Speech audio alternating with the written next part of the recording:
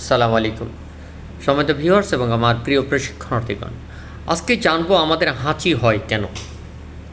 হাঁচি হওয়ার কারণ হচ্ছে আমাদের নাকের ভিতরে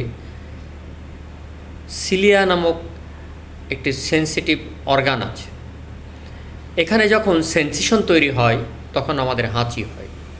অর্থাৎ নাকের ভিতরে যে লোমগুলো আছে বা হেয়ারগুলো আছে, এটা ওভারটেক করে কোনো ফরেন বডি যখন আমাদের ভিতরে যাওয়ার চেষ্টা করে বা ওই সিলিয়ার কাছে যে যদি কোনো শ্লেষা এসে জমা হয় বা ইচিং তৈরি করে, চুলকায়, তখনই আমাদের বারবার হাঁচি আসে। হাঁচি দিলে তখন ওই ফরেন বডিগুলো ভিতরে না ঢুকে বের করে দেওয়ার চেষ্টা করে।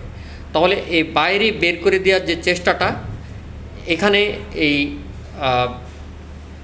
যে সিলিয়া আছে, এই সিলিয়ার কাছে যখনই কোনো ফরেন বডি পৌঁছায় তখন একটা রিফ্লেক্স তৈরি হয়, আর এই রিফ্লেক্স তৈরি হওয়ার ফলেই আমাদের এই হাঁচিটা হতে থাকে। তাহলে হাঁচি যে আমাদের খারাপ কিছু তা না, আসলে কোনো খারাপ কিছু প্রবেশ করাতে বাধা দেয়। ধন্যবাদ। আসসালামু আলাইকুম রহমতুল্লাহ বারকাতুহু।